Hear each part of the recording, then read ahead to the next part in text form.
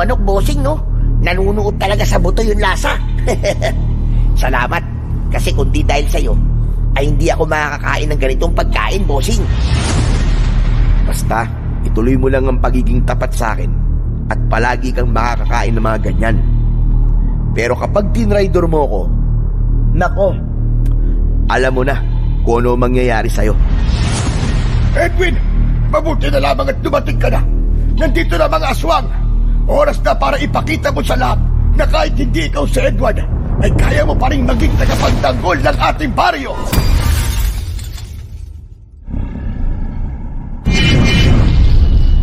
The Voice Addict. Magandang araw po sa inyo, Sir Blair, at sa mga giliw niyo pong tagapakinig. Isa po akong pulis na nagtatrabaho sa Maynila. At isa po ako sa mga masugid niyo po na taga-subaybay sa inyong mga YouTube channel. Kaya naman po, naisipan ko po na ipadala po sa inyo ang sarili kong kwento ng kababalaghan. Sa karanasan po na ibabahagi ko, ay masasabi ko po na hindi ko inakala na ang isang pagpapanggap ay siyang magiging daan para makita ko ang totoong kahulugan ng pagiging isang bayani. Itago niyo na lang po ako sa pangalan na Edwin. At ito ang aking kwento. Mag-isa na lang ako sa buhay. Dahil binatilyo pa lamang ako nung mamatay ang aking mga magulang nang dahil sa pag-atake ng mga aswang sa baryo kung saan ako lumaki. Meron akong kakambal na ang pangalan ay Edward. Nang mamatay ang mga magulang namin, ay inaya ko siya na umalis sa aming baryo dahil hindi na kami roon ligtas dahil sa mga aswang. Pero nang panahon na yon, ay nagsasanay na siya para maging isang manunugis. Kaya tumutol siya sa gusto ko. Kahit mag-isa ko, ay itinuloy ko ang aking plano. Umalis ako at nagtungo sa Maynila. Akala ko ay magiging madali ang buhay ko kapag nakaalis ako sa aming baryo. Pero doon ako nagkamali. Ilang buwan akong naging isang palaboy hanggang sa napunta ako sa isang bahay ampunan. Sinuwerte ako dahil inampun ako ng mag-asawang walang anak. Sila ang nagpaaral sa akin hanggang sa maging isa na akong pulis. Ngunit tila may kakambal din akong malas dahil sabay silang namatay nang masunog ang aming bahay. Walang natira sa lahat ng pinaghirapan nila. Kaya simula noon ay naging mag-isa na ako at mas pinili kong manirahan sa isang maliit na barangay. Isang gabi, galing ako sa trabaho. Naglalakad ako sa skinita nang makita ko ang mga lalaking nag-iinom. Huminto ako at tinignan ko sila. Hoy kayo mga pare, baka naman mamaya mag-away-away na naman kayo ha.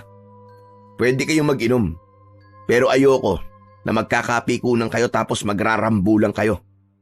Subukan nyo lang na mag-away at lalabasin ko talaga kayo. Nagpatuloy na ako sa paglalakad, pauwi sa aking maliit na bahay. Isang lalaki ang sumalubong sa akin. Maliit siya at payat ang pangangatawan. Uy, bossing Edwin. Magandang gabi. Grabe. Mukhang stress na stress ka na naman ah. Ang haggard ng mukha mo eh. Paano di ako may stress? Nakita na naman kita. Nakita ko pa lang yung pagmumukha mo, nai-stress na kagad ako eh. Saka paniguradong manghihingi ka na naman sa akin ng pambili ng bigas. Bossing talaga oh. Alam mo naman kung bakit kita hinihintay na makauwi eh. Kakaunti kasi ang kalakal ko kanina. Pinambayad ko lang sa kuryente. Kulang pa nga eh. Saka, naglinis na ako sa bahay mo. Inayos ko na rin yung mga gamit mo sa kwarto. Oo na. Nadali mo na naman ako sa palinis-linis mo sa bahay ko. Ang mabuti pa, sumama ka na lang sa akin sa bahay. At doon ka na maghapunan. Nakabili naman na ako ng ulam kaya magsasaing na lang tayo. Uy, talaga bossing? Ano bang binili mong ulam? Baka naman lutong ulam lang yan sa karinderya ni Aling Tonya, ha? Napakaalat kasi ng luto nun Parang gusto niyang magkaroon ng sakit sa bato lahat ng bumibili ng ulam sa kanya Ikaw na nga lang ang papakainin, ikaw pa tong nag-iinarte. Pero huwag ka mag-alala. Hindi ako doon bumili. Bumili ako ng isang buong litsyong manok. Uy, ayos. Masarap yan, bossing. Tara na, gutom na ako Ako na magdadala ng mga gamit mo, bossing. Hinayaan kong dalhin ni Bitoy ang mga bitbit ko. At nauna na siyang naglakad papunta sa bahay ko. Masasabi ko na tanging si Bitoy lamang ang mapagkakatiwalaan ko sa lugar na yon. Marami kasi na ang tingin sa akin ay barumbadong pulis at mayabang. Dahil yon sa paraan ko ng pagsasalita at pagkilos. Galit sa akin ang mga may ginagawang mali sa aming lugar. Gaya ng mga nagtutulak ng ipinagbabawal na gamot at yung mga maihilig makipag-away at manggulo dahil ginagamitan ko talaga sila ng kamay na bakal. Ang sakin lang naman ay ganun talaga ako kumilos. Isa pa, hindi ko rin kayang walang gawin o hindi umaksyon kapag may nakikita kong mali sa aking paligid. Kaya nga ako naging pulis ay para supilin ang mga kriminal at ang mga lumalabag sa batas. Para sa akin, walang kahit na sino ang mas nakatataas sa batas. Si Bitoy ang nagbukas ng gate ng bahay ko at siya rin ang nagbukas ng pinto.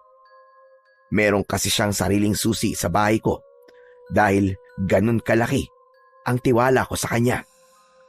May mga pagkakataon kasi na matagal akong nawawala sa bahay dahil sa trabaho ko.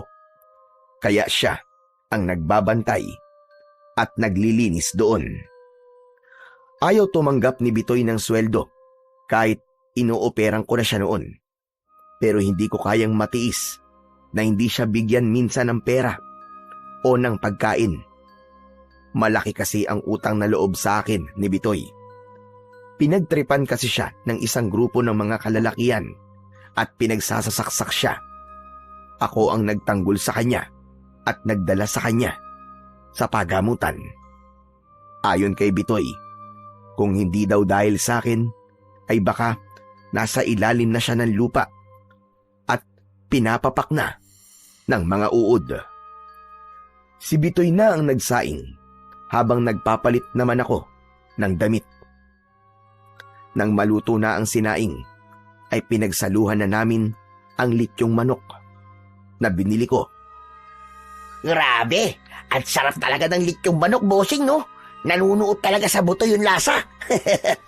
Salamat, kasi kung di dahil sa'yo, ay hindi ako makakakain ng ganitong pagkain, bossing. Basta, ituloy mo lang ang pagiging tapat sa akin at palagi kang makakakain ng mga ganyan. Pero kapag tinraidor mo ko, nako, alam mo na kung ano mangyayari sa'yo. Yan naman ang hinding-hindi mangyayari, bossing.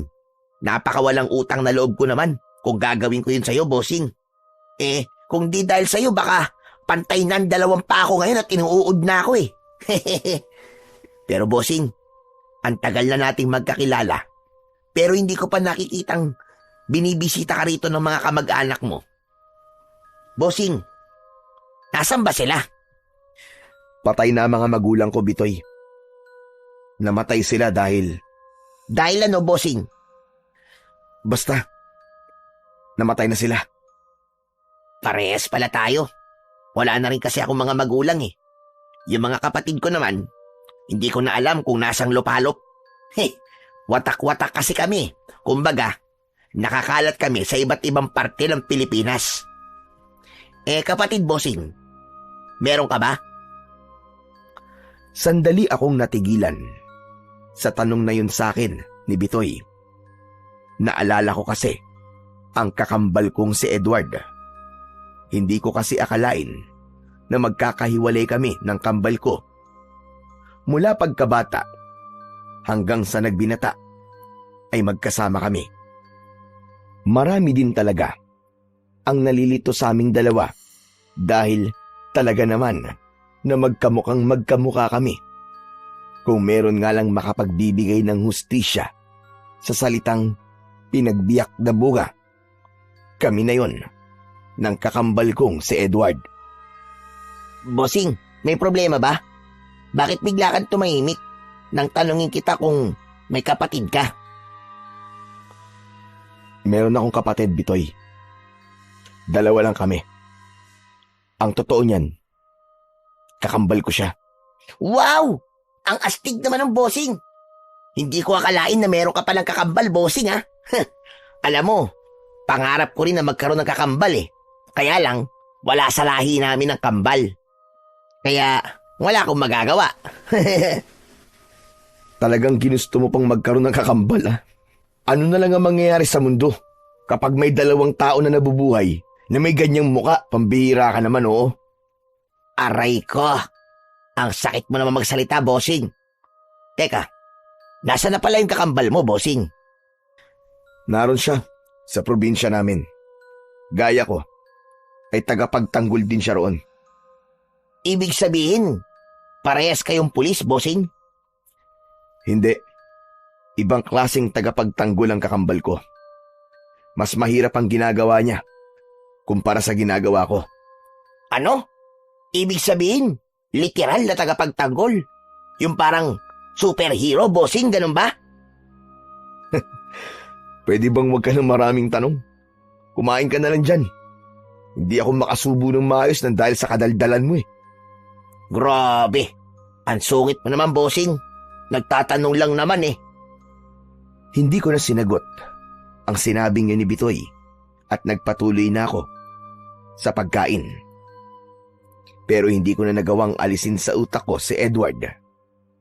Bigla ko na itanong sa aking sarili kung kumusta na kaya siya o kung naging ganap na ba siyang manunugis sa aming baryo. Pangarap niya kasi talaga ang maging manunugis dahil sa pagkakapatay ng mga aswang sa aming mga magulang. Nangako siya na gagawin niya ang lahat para maging tagapagtanggol ng aming baryo laban sa mga aswang. Ayaw na kasi niyang may iba pang mawawalan ng mahal nila sa buhay nang dahil sa mga pesteng aswang. Bigla akong nalungkot nang mapagtanto ko na mahigit 10 taon na kaming hindi nagkikita ng kakambal kong si Edward. Na-curious tuloy ako kung ano na ang nangyayari sa kanya at kung meron na ba siyang sariling pamilya. Kinabukasan ng umaga, gaya ng nakasanayan ko, ay maaga akong nagising. Naligo ako at kumain ng almusal. Sanay akong kumain mag-isa. Pero minsan ay naiisip ko rin kung ano kaya ang pakiramdam na meron akong palaging kasamang kumain. Sa totoo lang, hindi ko pa naiisip na magkaroon ng sariling pamilya. Natatakot kasi ako na baka madamay sila sa gulo ng buhay ko. Sa dami kasi ng mga binangga kong grupo ng sindikato, ay marami ang galit sa akin. Alam ko na naghihintay lang sila ng tamang pagkakataon para itumba ko. Pero hindi ako natatakot sa kanila dahil alam kong kasama yon sa aking trabaho. Ang importante ay ginagawa ko ng maayos ang aking trabaho. Matapos kong kumain ay umalis na ako para magtungo sa presinto kung saan ako naka-assign. Maghapon akong nag-focus sa aking trabaho. Naging mabilis ang paglipas ng oras at hindi ko namalayan na oras na pala ng pag-uwi. Pagdating ko sa barangay kung saan ako nakatira, ay bumili muna ako ng ulam para hindi na ako magluto pag-uwi ko. Hindi na rin ako nagulat nang salubungin ako ni Bitoy nang malapit na ako sa bahay. Aba, mukhang bumili ka na naman ng ulam, bossing ah. At mukhang makikikain ka na naman sa bahay ko. Hindi no, kumain na ako kanina, bossing eh. Pero, pwede naman. Kung aalukin mo ko. Oo na, sumama ka na sa akin at kumain ka na ulit doon. Ay, oo nga pala, bossing. Meron palang pumunta sa bahay mo na matandang lalaki, hinahanap ka. Nung napadaan kasi ako kanina umaga sa bahay mo, ay may napansin akong matandang lalaki na nakatayo sa labas ng bahay mo. Kaya yun, nilapitan ko. Tapos tinanong ko kung anong kailangan niya o ginagawa niya ron. Ang sabi niya, kailangan ka daw niyang makausap sa lalong madaling panahon. Ang sabi ko ay bumalik na lang siya ngayong gabi o kaya bukas ng umaga. Kasi rest day mo naman bukas, di ba? Sino kaya ang matandang yun? Nagpakilala ba siya sa'yo? Hindi, bossing eh. Tinanong ko kung anong pangalan niya pero ang sabi niya ay wala siyang responsibilidad na magpakilala sa akin. Ang sungit nga eh. Mas masungit pa nga kaysa sa'yo, bossing eh. Hindi kaya miyembro yun ng isa sa mga sindikato na binangga ko? Aba, malay ko, bossing. Pero sa itsura niya, mukhang hindi naman siya miyembro ng sindikato. Simple lang yung suot niya, saka parang galing pa nga siya sa malayong lugar eh. Kung importante naman ang pakay niya sa'yo, siguradong babalik yun dito. Napuno ako ng kuryosidad kung sino ang matandang lalaki na tinukoy ni Bitoy. Wala kasi akong kilalang matandang lalaki na pwedeng maghanap sa akin. Sa kabila ng wala akong ideya kung sino ang matandang yon, ay may kaba akong naramdaman. Isang kaba na hindi ko alam kung saan nanggagaling. Sa gabing iyon, hindi ko inasahan na mapapanaginipan ko si Edward. Bigla na lang daw siyang pumasok sa bahay ko at dumiretso sa kwarto ko kung nasaan ako. Nakangiti siya sa akin. Maaliwalas ang kanyang muka. Sinabi niya sa akin na umuwi na ako sa aming baryo. Tinanong ko kung bakit at ang sabi niya, umuwi na ako roon bago mahuli ang lahat. Doon na naputol ang panaginip ko. Nagtaka ako kung bakit ko napanaginipan ang kakambal ko. Simula kasi nang umalis ako sa baryo namin, ay hindi ko siya napanaginipan kahit isang beses. Nang gabing yun lang yun nangyari. Kinaumagahan, wala akong balak na gumising ng maaga dahil araw yun ng aking pahinga. Wala akong ibang gustong gawin kundi ang maghapong humiga sa aking kama. Kapag kasi araw ng pahinga ay talagang sinusulit ko yun. Minsan lang kasi akong makapagpahinga, kaya ibinibigay ko ang araw na yun para sa sarili ko na makapagpahinga ng maayos. Pero habang nakahiga ako, ay nakarinig ako ng magkakasunod na pagkatok sa pinto ng aking bahay. Napaungot ako. Ay, ano ba yan? Sino ba yun? Hindi ba niya alam na nagpapahinga ako? Bala ka nga dyan. Hindi ako bumangon. Inisip ko na kung hindi ako tatayo, ay mapapagod din yung kumakatok, tapos ay aalis din siya. Pero lumipas ang ilang minuto na hindi pa rin tumitigil ang kumakatok. Sumasakit na ang ulo ko dahil sa ingay, kaya hindi ko na napigilan ang sarili ko na sumigaw. Sino ba yan? Ang aga-aga mo mambulahaw ah! Nagpapahinga yung tao eh! Ngunit wala akong narinig na sagot. Bagkus ay patuloy pa rin ang sunod-sunod na pagkatok. Anak nang! Umanda ka talaga sa akin. Ipapakita ko sa'yo kung paano magalit ang pulis na naistorbo sa pagpapahinga. Napilitan akong bumangon. Mabigat ang mga hakbang na lumabas ako ng kwarto. Naiiritang binuksan ko ang pinto at handa na sana akong bulyawan ang taong nasa labas. Pero umurong ang dila ko nang malaman ko na isang matandang lalaki ang naroon. Kumunot ang noo ko dahil pamilyar sa akin ang mukha niya. pero hindi ko maalala kung saan ko siya nakita. Seryosong nakatitig sa akin ang matanda na para bang naghihintay siya na maalala ko kung sino siya hanggang sa tuluyang ko nang naalala kung sino ang matandang yon. Teka, Mang Turing?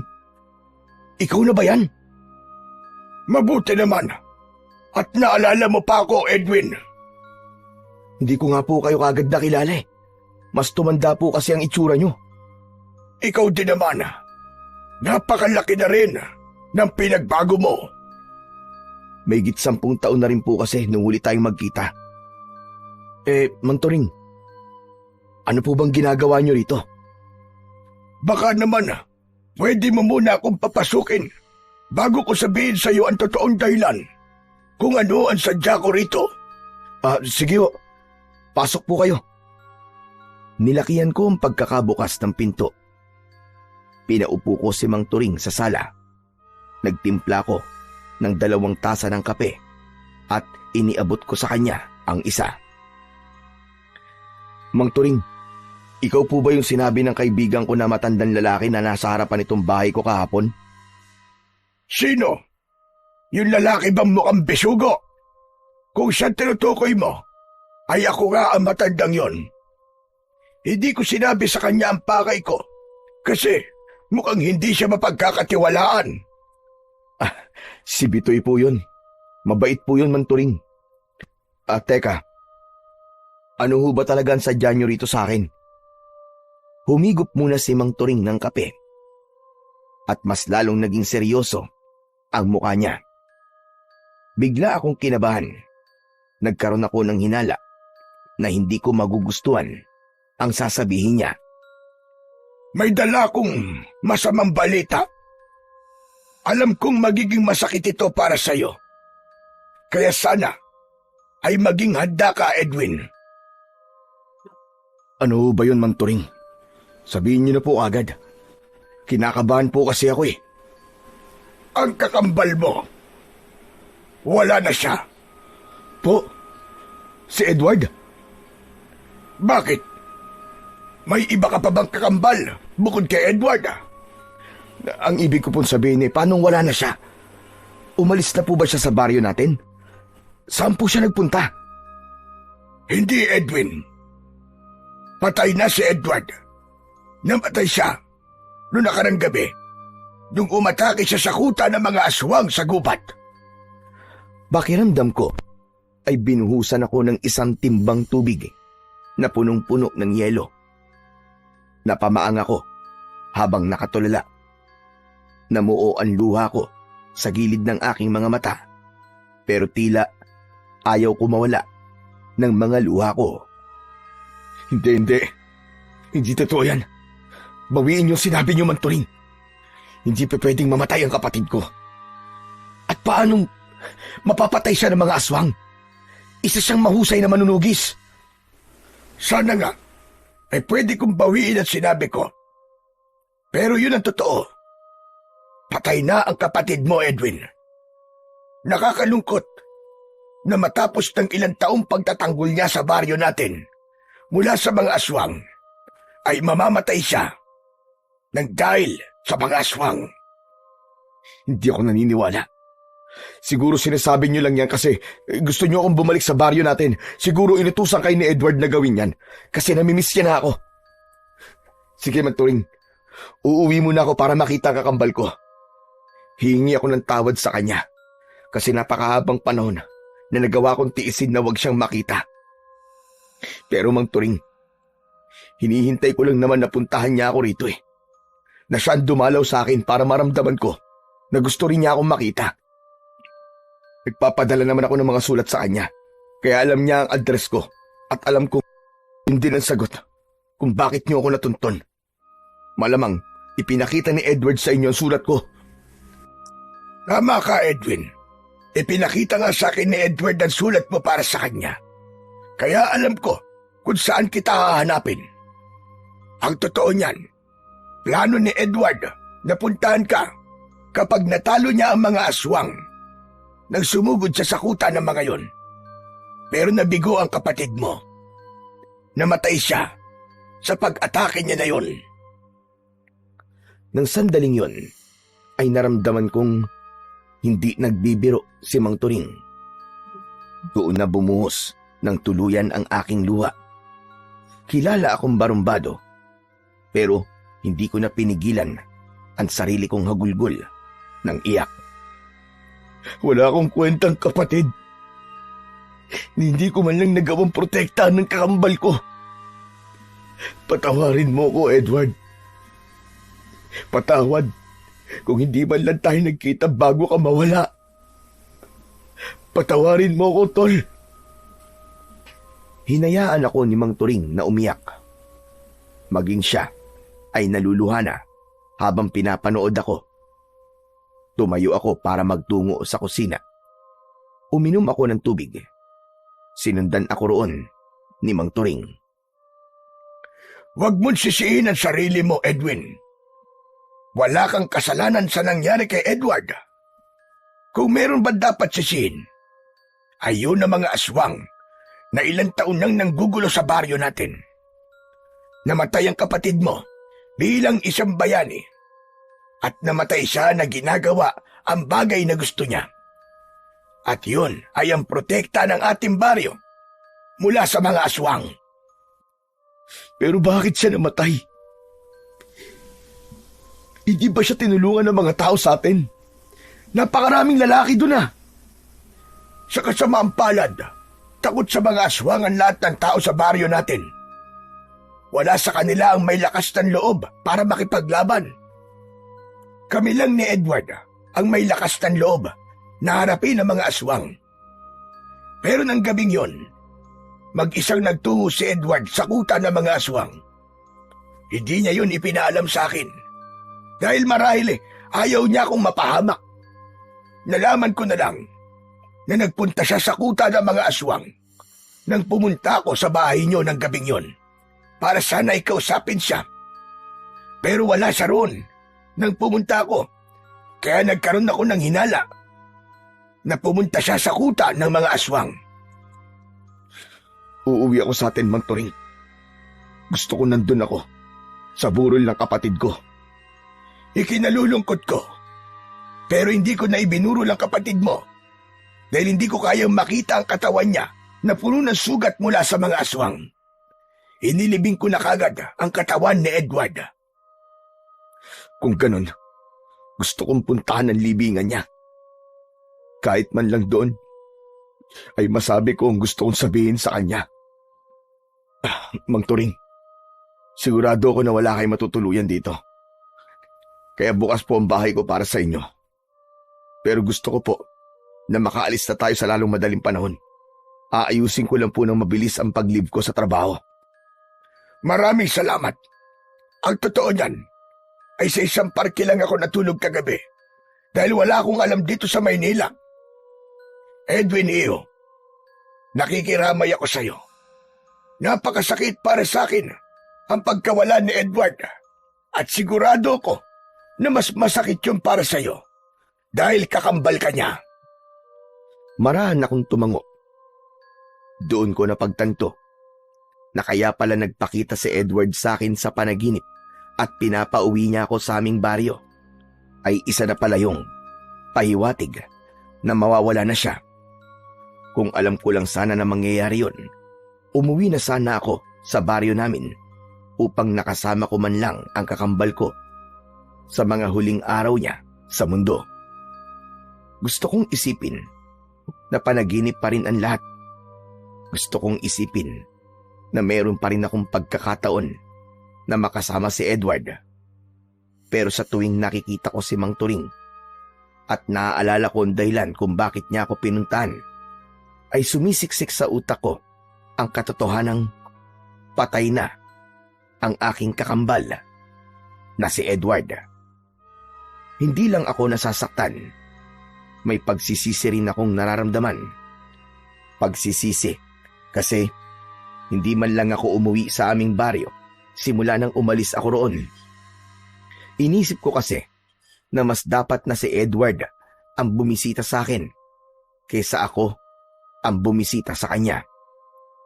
Tumawag na rin ako sa presinto at nagpaalam ako na maglilive ako ng 1 linggo. Nang sabihin ko ang aking dahilan, ay agad naman nila akong pinayagan. Kinagabihan ay sabay kaming kumain ni Mang Turing. Nagluto ako ng ginisang corned beef at nagprito ako ng daing na bangus. Kumusta na pala ang buhay mo rito sa syudad? Wala ka pa rin bang asawa? Wala pa po, Mang Turing. Wala pa po sa isip ko ang bagay na yan eh. Isa pa, natatakot din po ako na magkaroon ng pamilya dahil baka sila ang balikan ng mga sindikatong binangga ko. Teka, anong ibig mo sabihin? Ano ba ang trabaho mo? Isa po akong pulis. Aba, kambal nga talaga kayo na Edward.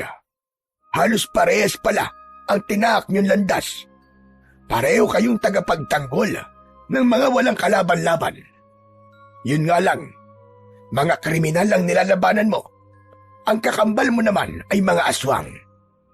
Pero sa totoo lang, inakala ko talaga na may sarili ka ng pamilya.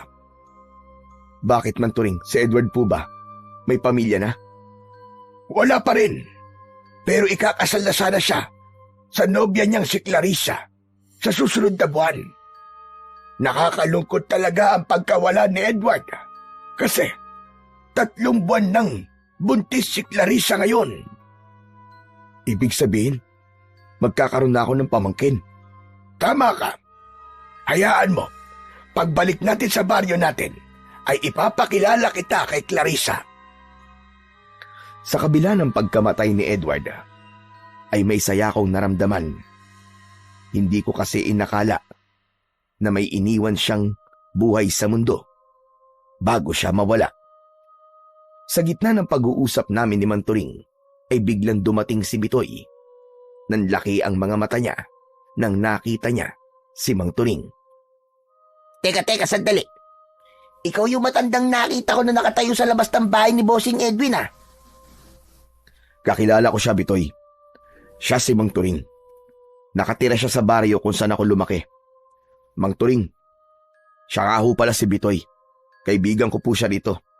Mukha lang po siyang hindi mapagkakatiwalaan pero mabait po yan. Teka, Bitoy, ano bang ginagawa mo rito? Para ka naman bago ng bago, Bossing. Siyempre, makikikain ako. Uy, wow! May corned beef. Paborito ko yan, ah. Kumuha ng pinggan at kubyertos si Bitoy. Umupo na siya at sumandok na siya ng kanin. Oo nga pala, Bitoy. Alis ako mamayang madaling araw, ah. Kasama kong uuwi si Mang Turing sa baryo namin. Ikaw na muna ang bahala rito sa bahay ko. Parang biglaan naman yata ang pag-uwi mo ron, Bossing. Namatay kasi yung kakambal ko eh. Kailangan kong umuwi para kahit papano, mabisita ko man lang ang puntod niya. Ganun ba? Congratulations sa'yo, Bossing. Nakakalungkot naman yan. Anong congratulations ang sinasabi mo? Namatayan na nga ako pero kinukongratulate mo pa ako. Bossing naman. Hindi mo pa ba alam yun? Yun ang sinasabi sa mga namamatayan. Si Raulo, condolence yun, hindi congratulations. Ay, oo nga no. Condolence pala. Pero okay na yun. Magkatunog naman eh. Pero Bossing, baka naman pwede mo akong isama sa baryo nyo. Simula kasi nang tumira ako sa lugar na ito, wala na akong ibang napuntahan lugar. Para naman makapagbakasyon ako kahit papano. Saka para may alalay ka. Kung sasama ka sa akin, sino magbabantay nitong bahay ko? Di, ipapatingin-tingin natin kay Alimberta. Mabait naman yun, di ba? Sige na nga, sasama na kita. Nakakaawa ka naman pala kasi hindi ka nakakaalis sa lugar na to. Ayos! Kaya idol na idol kita, Bossing eh. Hindi ka lang pogi. Mabait ka pa. Naisip ko na walang magiging problema kahit isama ko si Bitoy sa baryo namin. Wala kasi akong planong magtagal doon. Ang plano ko, sa sandaling mapuntahan ko ang libingan ni Edward at makilala ko si Clarissa na nagdadala ng anak ng kakambal ko, ay aalis na rin ako roon. Hindi ko kasi kayang magtagal sa baryo namin, lalo na't alam ko na hanggang sa panahon na yon ay sumasalakay pa rin doon ang mga aswang.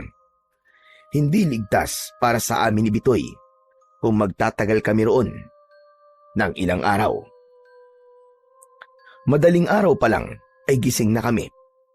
Sa bahay ko na rin natulog si Bitoy at naroon na rin ang bag niya na naglalaman ng ilang piraso ng mga damit niya. Madilim pa nang umalis kaming tatlo. Kinailangan naming sumakay ng bus na siyang naghatid sa amin sa isang pier. Mula roon ay sumakay kami ng barko. Alam ko na magiging mahaba ang biyahe namin. Kaya tumambay muna ako sa itaas ng barko upang pagmasdan ang napakagandang tanawin. Naalala ko na naman si Edward. Balak ko kasi talaga na kapag bumalik ako sa aming baryo, ay pipilitin ko na siyang sumama sa akin sa Maynila para hindi na ako nag-aalala sa kanya. Nagulat ako nang biglang tumabi sa akin si Bitoy habang nagmumuni-muni ako. Matagal pa ba tayo bago makarating sa inyo, bossing? Matagal pa, Bitoy. Aabutin tayo ng kulang-kulang isang araw dito sa barko. Bakit? Nagsisisi ka na bang sumama ka sa akin? Hindi, no? Nakakatuwa nga kasi first time ko makasakay ng barko eh. Pero bossing, hindi ba ang kwento mo sa akin mag-isa kang umalis noon sa baryo nyo? Ibig sabihin, ganito katagal na biyahe pa lang ginawa mo? Grabe! Hanga talaga ako sa'yo, bossing. Oo, Bitoy. Desidido kasi talaga ako na umalis sa baryo namin para makapagsimula ng bagong buhay sa ibang lugar. Wala naman akong pinagsisisihan sa ginawa ko kasi natupad ko ang pangarap kong maging isang pulis. Ang tibay din ng loob mo, bossing. Biruin mo. Binatilyo ka pa nun, di ba? Pero bossing, bakit mo pala gustong umalis sa baryo nyo tapos hindi mo pa isinama yung kakambal mo? Ayaw niyang sumami. Mas gusto niyang manatili doon. Pinilit ko siya pero ayaw niya talaga. Akala niya yata kapag hindi siya aalis ay hindi rin ako aalis. Pero kung meron man akong pinanghihinayangan, ayun yung mga taon na sana ay magkasama kami ni Edward. Nakakalungkot na kung kailan ako uuwi sa baryo namin, ay wala na siya roon. Nagpatuloy ang kwentuhan namin ni Bitoy. Napunta na yon sa kung anong bagay, gaya ng mga kalokohan namin ni Edward nung mga bata pa kami. Nang dahil doon, ay napagtanto ko ng gusto ang pagkukulang ko sa kakambal ko bilang nag-iisa niyang kapatid. Kung naging mapilit lang sana ako na sumama siya sa akin, sigurado ko na hanggang sa mga oras na ito ay buhay pa rin siya. Matapos ang halos isang araw, ay bumaba na kami ng barko. Mabuti na lang at umaga ng mga oras na yon dahil kung gabi ay paniguradong mahihirapan kaming bumiyahe. Mula roon ay bumiyahe pa kami ng ilang oras bago kami nakarating sa mismong baryo namin. Kapansin-pansin na pinagtitinginan ako ng mga tao. Inasahan ko na nagluluksa ang lahat dahil sa pagkamatay ni Edward, pero tila normal lang ang kilos ng mga taong nakikita ko. Nang makarating kami sa aming bahay, ay hindi ko napigilan ang maluwa dahil halos wala pa rin yung pinagbago. Nakasabit pa rin sa dingding ang litrato namin ni Edward noong mga bata pa kami. Iniwan lang namin ni Bitoy ang mga gamit namin doon at saka kami sumama kay Mang Turing para magtungo sa libingan ni Edward. Nagtaka ako dahil imbis na sa sementeryo ay pumasok kami sa loob ng gubat. Hindi na lang ako nagtanong. Hindi nagtagal ay huminto kami sa tapat ng isang parte ng lupa na halatang hinukay at tinabunan ng lupa. May nakatusok sa ibabaw na isang kahoy na hugis krus. Dito ko inilibing ang katawan ng kakambal mo, Edwin. Hindi na muna ako nagtanong dahil hindi ko na napigilan ang mapahagulgol ng iyak. Nanghihina akong napaluhod sa lupa. Kung pwede nga lang, nahukayin ko ang kapatid ko ay ginawa ko na para mayakap ko siya kahit sa huling pagkakataon. Panay ang hingi ko ng tawad kay Edward kahit hindi ako sigurado kung naririnig ba niya ako. Hinayaan lang ako ni Namang Turing at Bitoy. Tahimik lang sila na nakatingin sa akin. Nang medyo kumalma na ako, ay tumayo na ako at pinunasan ko ang aking mga luha.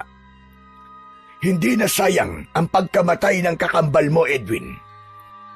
Simula nang umalis ka, ay wala siyang ginawa kundi gawin ang tungkulin niya sa baryo natin. Nung sinasanay ko pa lang siya na maging manunugis, ay nakita ko kung gaano siya kapursigido. Gusto niya talagang maging isang mahusay na manunugis dahil sa pagnanais niyang maging tagapagtanggol ng baryong ito laban sa mga aswang. Anong sinabi mo, Manturing? Teka. Tama ba narinig ko? May mga aswang dito? Hindi ba sinabi sa'yo ni Edwin? Hindi ko na po sinabi sa kanya, Manturing, kasi aalis din po kami kagad. Gusto ko lang po talagang madalaw ang puntod ni Edward at makilala si Clarissa. Bossing naman! Bakit hindi mo sinabi sa akin na may aswang pala rito sa lugar na to? Pwede bang mamaya na tayo mag-usap tungkol sa bagay na yan, Bitoy? Mang Turing, bakit naman dito sa loob ng gubat niyo inilibing si Edward? Bakit hindi ho sa sementeryo? Para madali siyang mapupuntahan. May dahilan ako kung bakit ko yung ginawa. Isa pa, si Edward din ang may gusto na dito ko siya ilibing. Kasi ang totoo, hindi alam ng lahat ng tao sa baryong ito na patay na ang kakambal mo. Ang alam nila ay may pinuntahan lang si Edward. Kaya ilang araw na siyang wala sa baryo natin. Maging si Clarissa ay hindi pa alam na patay na si Edward. Ano? Bakit ganun? Ano pong tumakbo sa utak niyo? At hindi niyo ipinalam sa mga tao na patay na si Edward? Huminahon ka. Pakinggan mo muna ako. Gaya ng sinabi ko, si Edward ang nakaisip ng bagay na yan. Nang sundan ko sa sakutan ng mga aswang, ay nakita ko siyang puno ng sugat at naghihingalo. Sinabi niya na alam niyang hindi na siya magtatagal at alam niya na mawawalan ng pag-asa ang mga tao kapag nalaman nila na patay na siya. Sinabi niya na kapag namatay siya, ay pansamantala kong ilibing ang katawan niya dito sa gubat at hanapin kita. Ang gusto ni Edward ay puntahan kita at iiwi kita rito para ikaw ay magpanggap na ikaw ay siya. Dahil magkamukha kayong dalawa, naisip niya yung gawin upang hindi mawala ang pag-asa ng mga tao sa baryo natin na makakalaya pa kami mula sa takot sa mga aswang. Sinabi yan ni Edward? Hindi. Isa yung kalokohan. Hindi ito isang kalokohan, Edwin. Naiintindihan ko si Edward kung bakit gusto niyang isipin ng mga tao na buhay pa rin siya. Kung alam mo lang kung gaano umaasa ang lahat kay Edward na siya ang susi para matapos na ang paghihirap ng baryo natin na dulot ng mga pesting aswang. Gusto ng kakambal mo na wag mawala ang pag-asang yon sa mga tao rito, Edwin. At sigurado ko na kapag nalaman ng mga tao na patay na si Edward, ay mas lalo silang matatakot. At anong mangyayari kapag pumayag ako sa gusto ni Edward? Magpapanggap ako na siya. Pero anong mangyayari? Wala. Hindi mauubos sa mga aswang kasi hindi naman ako si Edward. Hindi ako isang manunugis at hindi ako marunong makipaglaban sa mga aswang. Hindi lang yun ang nais ni Edward na gawin mo. Gusto rin niyang ipagpatuloy mo at tapusin mo ang laban na kanyang sinimulan. Hiniling sa akin ni Edward bago siya mawala na sabihin ko sa iyo na ikaw rin ang tumapo sa pakikipaglaban sa mga aswang. At kapag nagtagumpay kang gawin yon, ay saka lang natin sasabihin sa mga tao na wala na siya. Ano? Pati pakikipaglaban sa mga aswang ipapagawa niya sa akin? Ano naman pong alam ko sa pakikipaglaban sa mga aswang? Mga kriminal lang ang kaya ko. Pero kung aswang na, ibang usapan na yun. Kaya nga ako nandito para tulungan ka. Ako ang magtuturo sa iyo ng mga dapat mong malaman. Isa pa, ibinigay sa akin ng kakambal mo ang kanyang agimat na magagamit mo sa pakikipaglaban sa mga aswang. Hindi. Ayoko man, Turing. Hindi ako pumapayag. Nandito lang ako para puntahan ng personal ang libingan ng kakambal ko. Yun lang ang gagawin ko. Wala nang iba. At hindi na rin ako magpapakita kay Clarissa. At baka isipin pa niya na ako ang boyfriend niya. Pero Edwin, yun ang gustong mangyari ng kakambal mo. Hindi mo man lang ba kayang tuparin ang huling kahilingan ni Edward? Hindi mo ako makukuha sa pangungonsensya mo, Manturing. Hindi ako sasabak sa isang bagay na alam kong hindi ko magagawa ng maayos. Pulis ako. Hindi manunugis. Pasensya na, pero hindi ko po talaga kaya. Maiintindihan naman siguro ako ni Edward sa pagtanggi ko. Muli akong humarap sa puntod ni Edward at sa huling pagkakataon ay nagpaalam na ako sa kanya. Inaya ko na si Bitoy na umalis at nang naglakad ako ay sumunod na sa akin sina Bitoy at Mang Turing. Patuloy sa pangungumbinsi si Mang Turing sa akin pero nagbingi-bingihan ako. Naniniwala ako na nagsasabi ng totoo si Mang Turing pero alam ko ang kakayahan at kapasidad ko. Hindi ako kagaya ni Edward na binatilyo pa lamang ay sinanay na para maging isang mahusay na manunugis. Isa pa, hindi ko rin kayang manloko ng mga tao at paniwalain sila na ako si Edward para lang hindi mawala ang pag-asa nila na may tsansa pang makalaya ang baryong yun mula sa pagsalakay ng mga aswang. Bossing. Totoo ba talaga yung mga pinag-usapan niyo ni Mang Turing? May mga aswang talaga na sumasalakay sa baryong to? Narinig mo naman siguro mga pinag-usapan namin kanina, di ba? Kailangan ko pa bang magpaliwanag sa'yo? Medyo gets ko naman, bossing. Medyo hindi lang ako makapaniwala sa aswang-aswang na yan. Kasi sa Maynila ako lumaki. Wala namang kasing aswang dun eh. Mukhang aswang meron. Totoo mga aswang, Bitoy. Alam kong mahirap paniwalaan. Lalo na sa mga kagaya mong lumaki sa syudad. Pero maniwala ka, totoo talaga sila. Mga aswang ang pumatay sa mga magulang ko para sa kaalaman mo. Kung ganun, bossing, kailangan na pala nating umalis dito. Hindi tayo pwede magtagal dito at baka abutan pa tayo ng pagsalakay ng mga aswang. Ganyan na nga ang gagawin natin. Uuwi lang tayo sa bahay namin para kunin ang mga gamit natin tapos babalik na tayo sa Maynila. Nagpatuloy ako sa mabilis na paglalakad. Nang nakalabas na kami ng gubat at nasa mismong baryo na kami, ay muli akong pinagtinginan ng mga tao. Yumuko ako dahil alam kong iniisip nila na ako si Edward. Nang nakarating na kami sa bahay ko, ay napahinto ako dahil may isang babae ang nakatayo sa labas ng bahay. Maganda siya, morena at balingkinitan ang pangangatawan. Mahaba ang buhok niya na may natural na malalaking kulot. Nagliwanag ang mukha ng babae pagkakita niya sa akin. Ngumiti siya, sabay takbo palapit sa akin. Nagulat ako nang bigla niya akong niyakap ng mahigpit. Nang kumalas siya sa pagkakayakap sa akin, ay muli siyang ngumiti. Nang sabihin sa akin ng mga tao na bumalik ka na, ay pinuntahan kita rito. Kaya lang, wala ka nang dumating ako kaya hinintay na kita. Bakit naman ganyan ang reaksyon mo? Parang hindi ka masaya na makita ako ah. Hindi mo ba ako na-miss? May gitsang araw din tayo hindi nagkita. Clarissa? Oo, ako nga, bakit? Nakalimutan mo na ba kung sino ko? Ay, Clarissa, pagod kasi ang si Edward sa biyahe. Hindi ba sabi ko sa'yo, ay nagpunta siya sa isang ermitanyo na nakatira sa malayong lugar dahil kailangan niya ng mga bagong kaalaman sa pakikipaglaban sa mga aswang. Kumusta naman ang lakad mo, Edward? Mukhang pagod na pagod ka nga. Pasensya ka na kung pinuntahan kagad kita rito.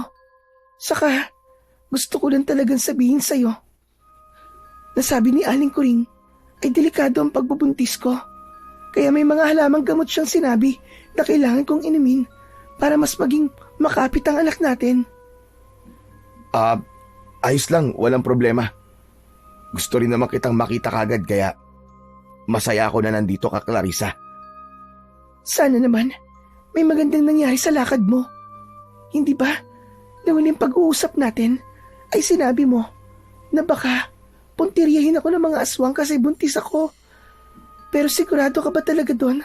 Sa sinabi mo na dito muna ako titira sa bahay mo para mabantayan mo ako? Ano? Magkasama tayong titira sa bahay ko? Sinabi ko yun? Oo, nakalimutan mo na ba? Clarissa, pwede bang saka mo na kausapin si Edward? Pagod pa kasi talaga siya. Kaya kung mapapansin mo, ay wala pa siya sa kanyang sarili. Kaya nga man, Turing. Sige, babalik na lang ako bukas. Nang nakaalis na si Clarissa, ay saka lang ako pumasok sa bahay ko.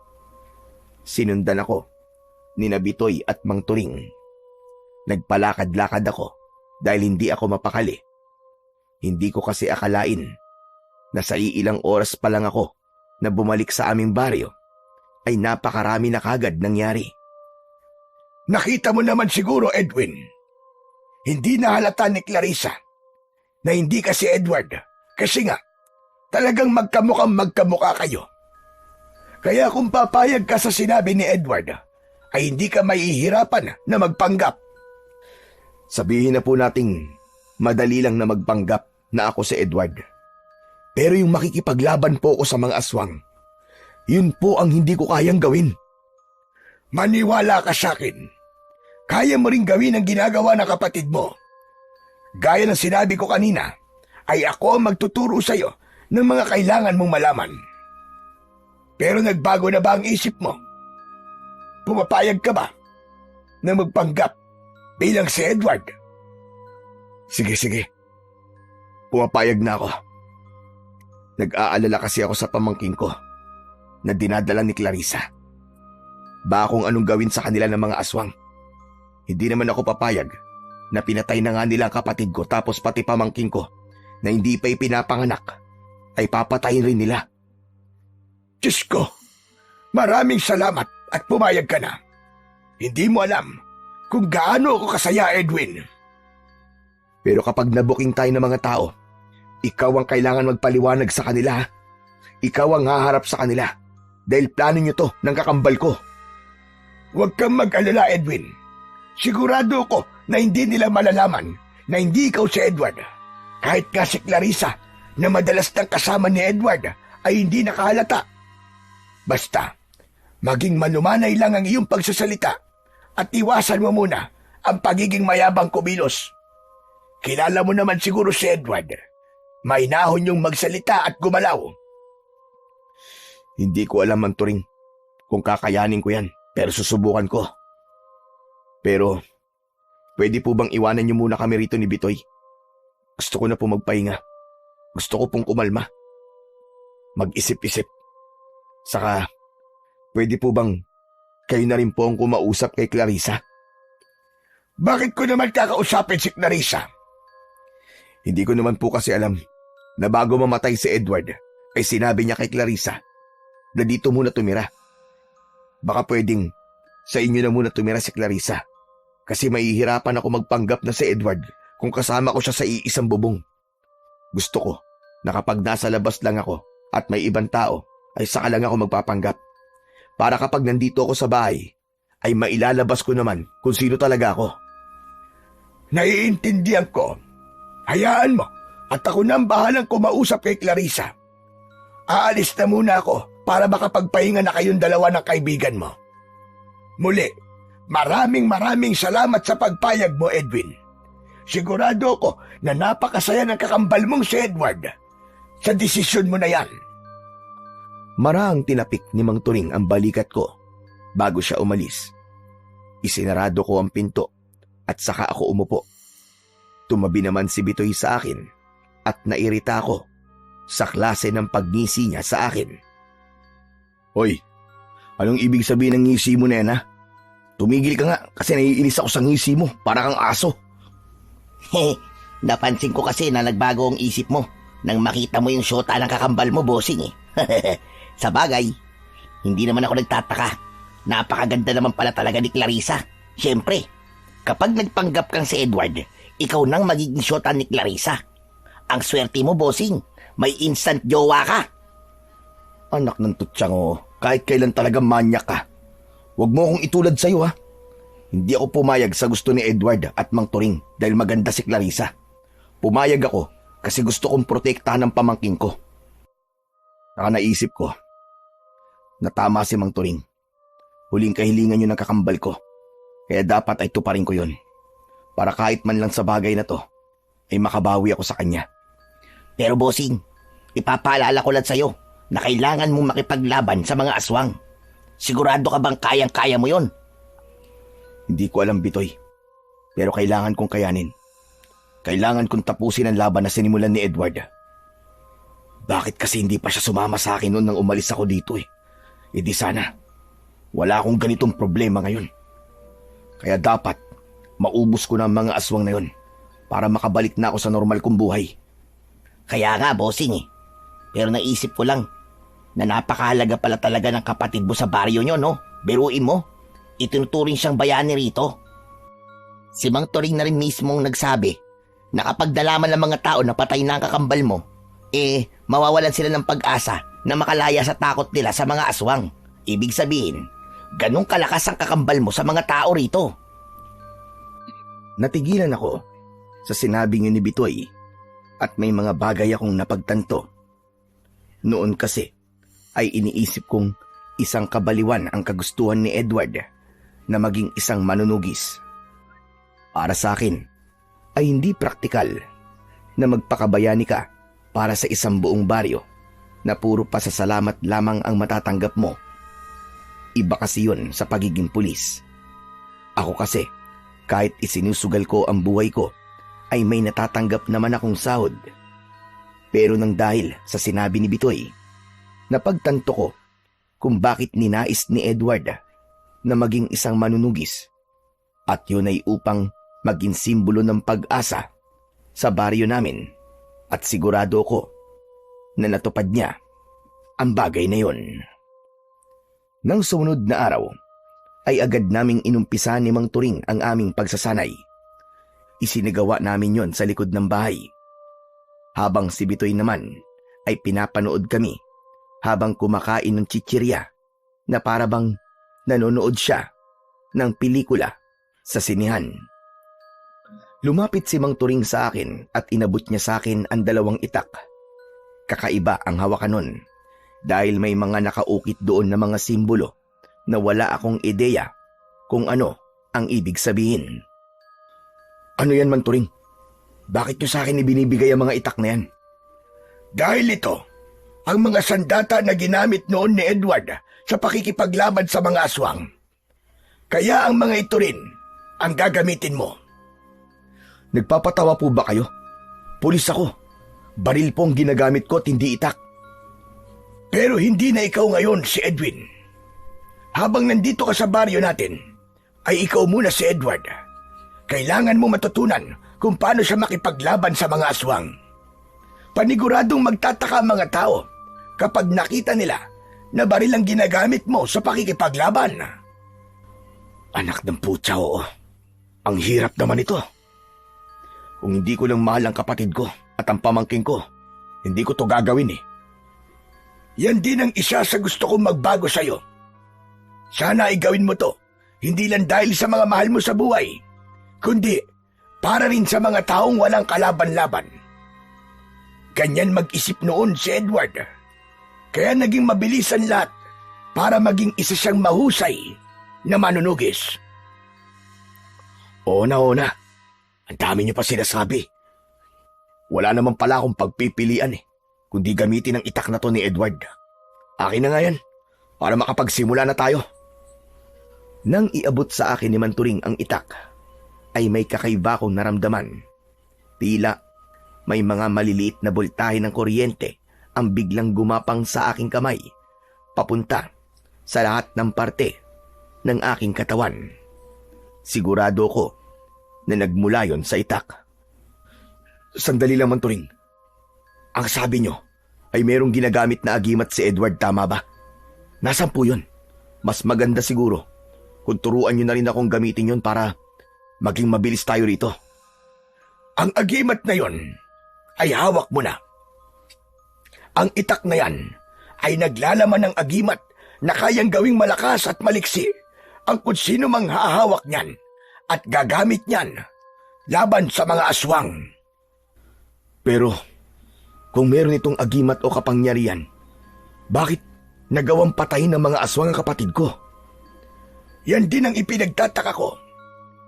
Pero marahil masyadong nagtiwala si Edward na kaya niya ang dami ng mga aswang, kaya bumaba ang kanyang depensa. Siguro naman ay alam mo na hindi lang puro pag-atake ang ginagawa sa isang labanan, kundi dapat ay malakas din ang iyong depensa. Matapos yon, ay sinimulan na ni Mang Turing ang pagtuturo sa akin ng paggamit ng itak sa pakikipaglaban. Iba't ibang estilo ng pag-atake ang ipinakita niya sa akin na sinundan ko. Tinuruan din niya akong dumepensa gamit ang itak. Sa una ay napakabigat ng mga itak, pero habang tumatagal ay gumagaan na yon at naramdaman ko na parang iisa na kami. Inisip ko na lang na ako talaga si Edward upang madali kong matutunan ang mga dapat kong malaman. Halos 1 oras din akong sinanay ni Manturing.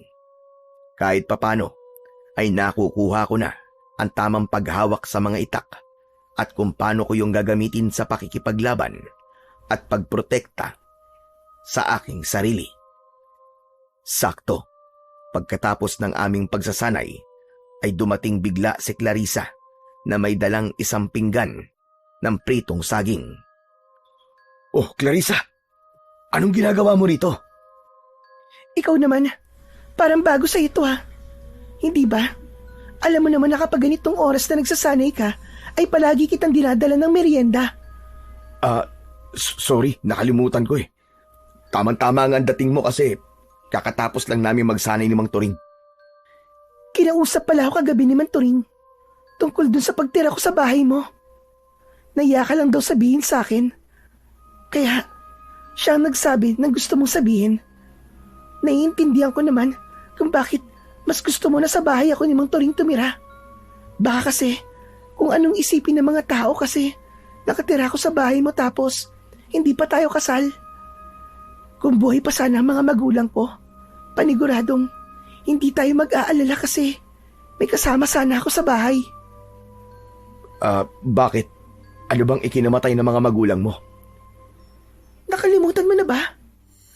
Pinatay din sila ng mga aswang, di ba? Teka, ano ba talaga nangyayari sa'yo? Parang simula nang bumalik ka rito, ay naging makakalimutin ka na. Oo nga pala, naalala ko na. Pasensya ka na, Clarissa. Ang dami ko kasing iniisip nitong mga nakarang araw dahil sa mga aswang. Naiintindihan ko naman. Kahit siguro ko ay magiging makakalimutin din kapag lahat ng tao ay umaasa sa akin. Ay, oo nga pala. Aalis na ako. Ihahanda ko pa kasi ang mga gamit ko para makalipat na ako sa bahay ni Manturing. Dinala ko lang talaga itong pagkain sa inyo. Nang yakapin ako ni Clarissa, ay gumanti rin ako ng yakap sa kanya. Pinanlakihan ko ng mga mata si Bitoy dahil kulang na lang ay mangisay siya sa sobrang kilig. Hindi na nagtagal doon si Clarissa at umalis na siya. Isang malalim na paghinga ang pinakawalan ko. Pakiramdam ko ay mas napagod ako sa pagpapanggap ko na ako si Edward sa harap ni Clarissa kesa sa pagsasanay namin ni Mang Turing. Humarap ako kay Mang Turing at napailing ako. Mang Turing, napakahirap talaga ng pinapagawa niyo to sa akin. Para akong artista na gumaganap sa karakter na wala akong ideya kung anong klaseng tao siya. Matagal akong nawala rito sa baryo, kaya hindi ko alam kung paano magsalita at kumilos ang kakambal ko. Sa tingin ko naman ay maganda ang ginawa mo. Nakita mo naman na hindi nagduda sa'yo si Clarissa. Paano kapag makikipaglaban na ako sa mga aswang? Paano kung hindi ko makuha ang mga galaw at galing ni Edward? Huwag kang mag-isip ng ganyan. Alam kong malaki ang tiwala sa'yo ng kakambal mo.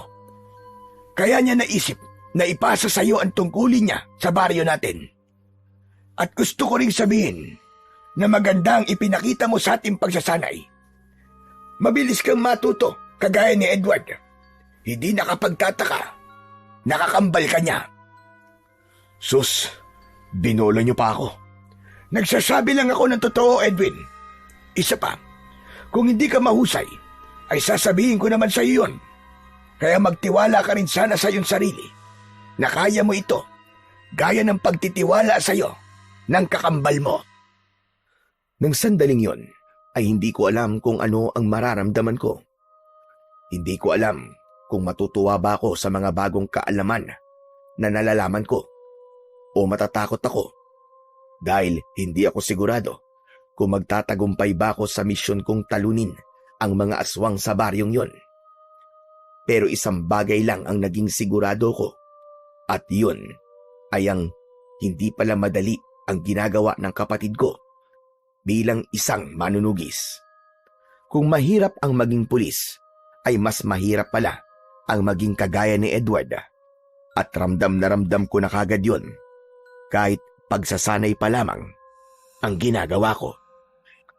Nang mga sumunod na araw, ay nagpatuloy ako sa pagsasanay upang mas makuha ko na ang galaw ng kapatid ko pagdating sa pakikipaglaban sa mga aswang. Napakalaki ng naitutulong ni Mang Turing sa akin para mas maging mahusay ako at matutunan ko ang mga dapat kong malaman. Hanggang isang araw, pinatawag ako ng aming kapitan upang magsalita sa plaza sa harap ng mga tao. Iyon ay upang ipaalam ko sa kanila kung ano ang plano ko.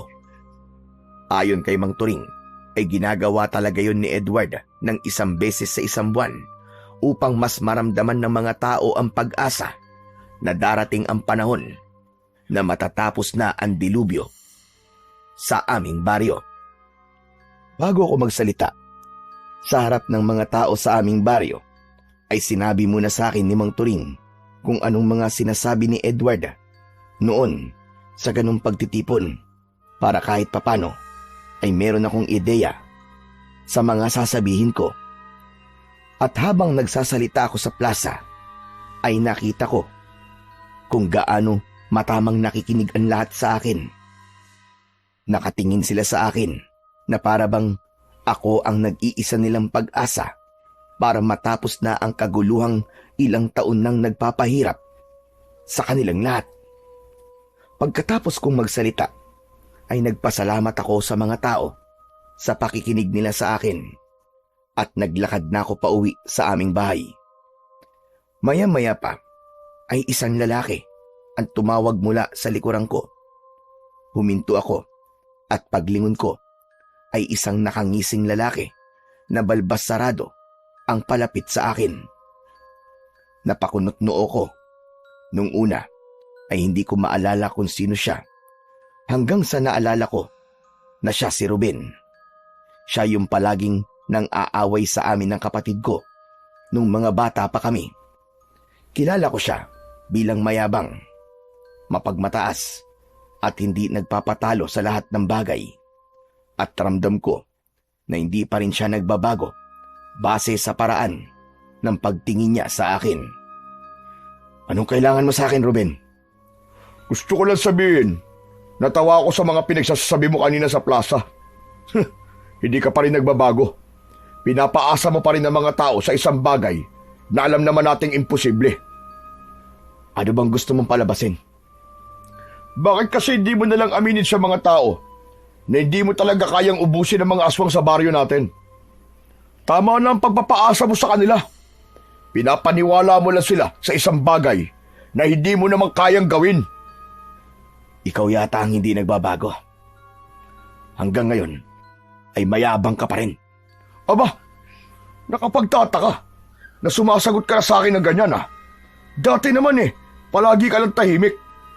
Alam mo, kung meron man dapat na totoong iduluhin ng mga tao dito, ay ako yon. Hindi lang ikaw ang nakikipaglaban sa mga aswang, kundi ako rin. Umamin ka na nga sa akin. May ginagamit ka bang orasyon sa mga tao para ikaw lang ang purihin nila? Hindi ko kailangan ng orasyon para makita ng mga tao kung anong ginagawa ko. Baka naman kasi nakikita rin ng mga tao ang ginagawa mo.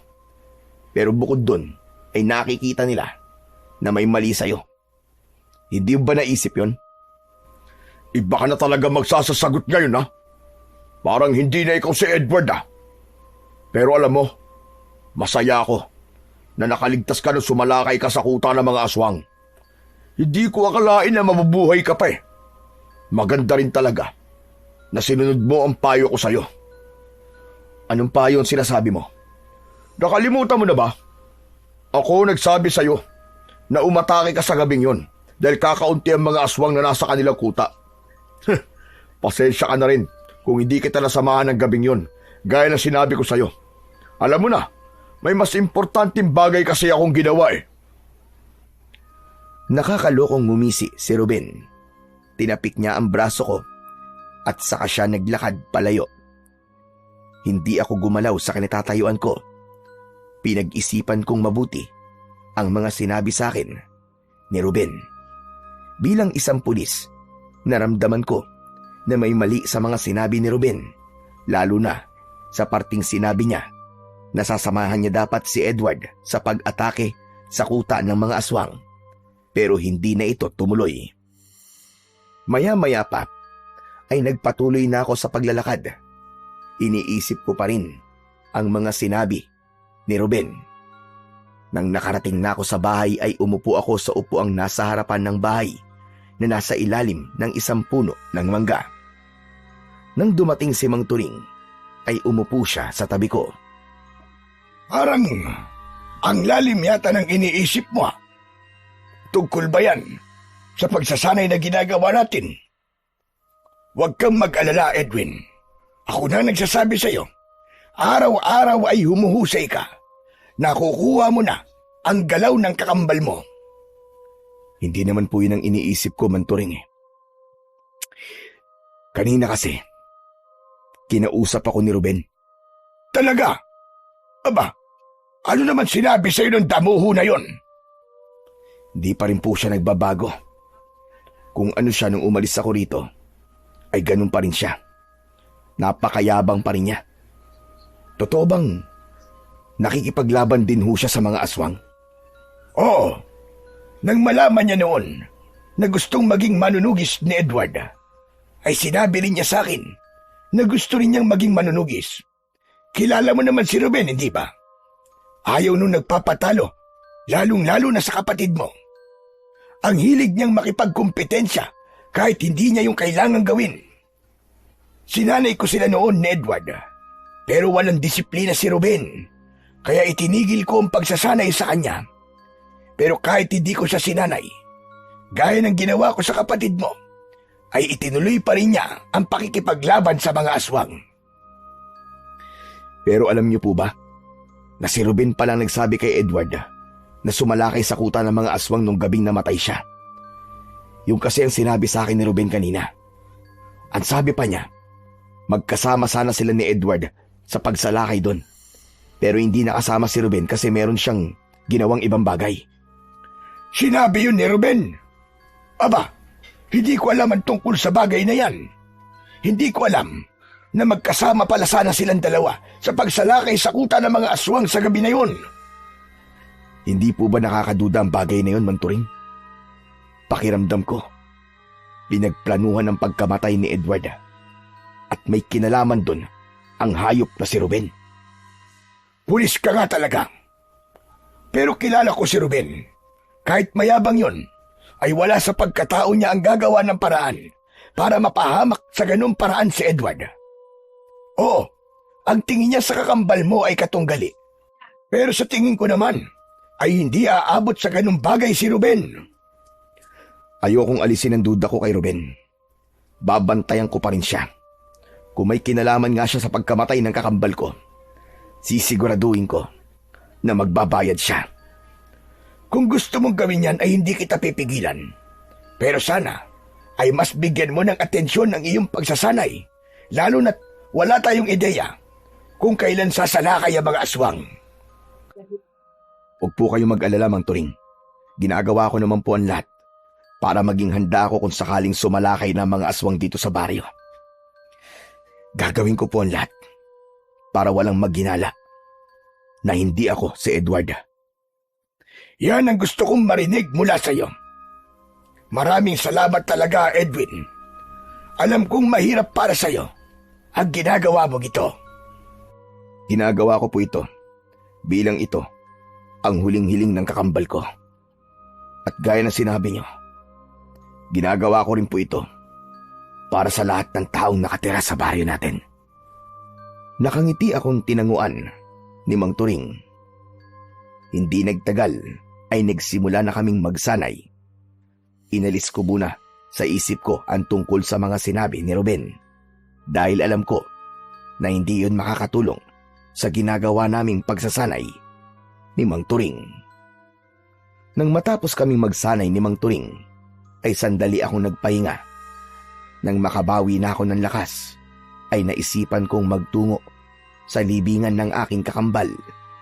Mag-isa akong pumasok sa gubat.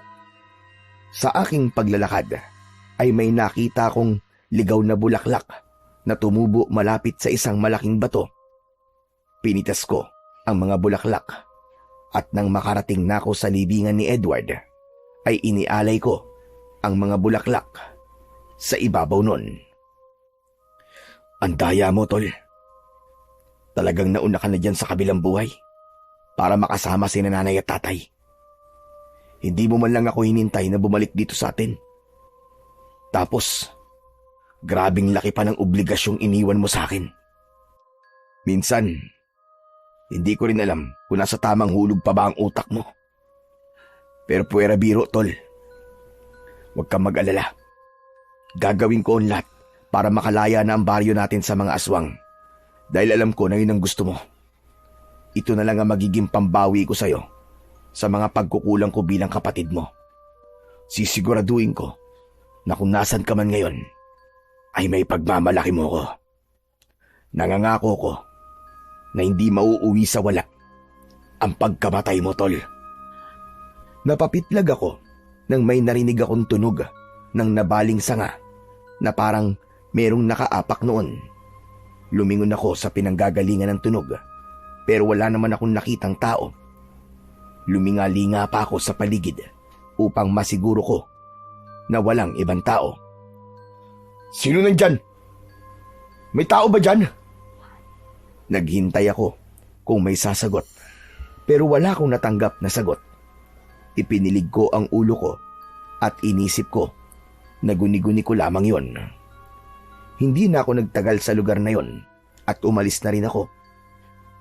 Sa paglalakad ko palabas ng gubat ay nakasalubong ko ang kaibigan kong si Bitoy.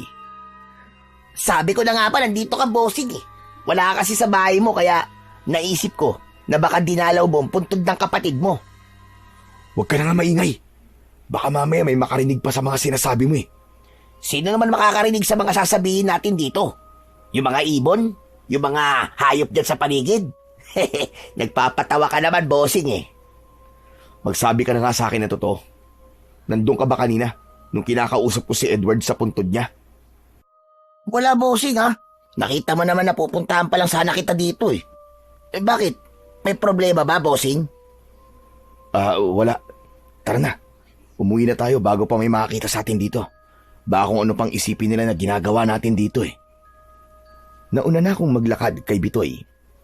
Pero nakakailang hakbang pa lang ako nang tumigil ako sa paglalakad.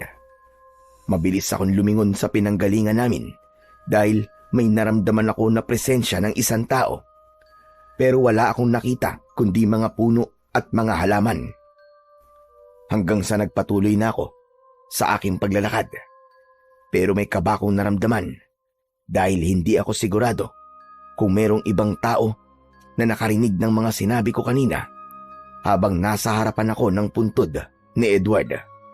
Kung sakali kasi na may makakaalam na hindi talaga ako ang kakambal ko at malalaman yon ng buong baryo, ay paniguradong isa yung malaking gulo. Kinagabihan, nakahiga na ako sa papag at gising na gising pa rin ako, habang si Bitoy ay nakahiga at natutulog na sa mahabang upuan sa sala. Dinig ko ang malakas niyang paghilik. Ilang araw pa lamang simula nang magbalik ako sa aming baryo, pero pakiramdam ko ay 1 taon na ang lumipas dahil sa dami na nang nangyari. Kahit sa panaginip ay hindi ko naisip na pansamantala kong aakuin ang pagkatao ni Edward para lang wag lalong matakot ang mga tao sa mga aswang. Pero alam ko na hindi na ako maaaring umatras at kailangan ko na yung panindigan hanggang sa tuluyan ng maubos ang mga aswang na sumasalakay sa baryong yun. Pagsapit ng umaga, ay maaga pa rin akong nagising kahit pa madaling araw na akong nakatulog.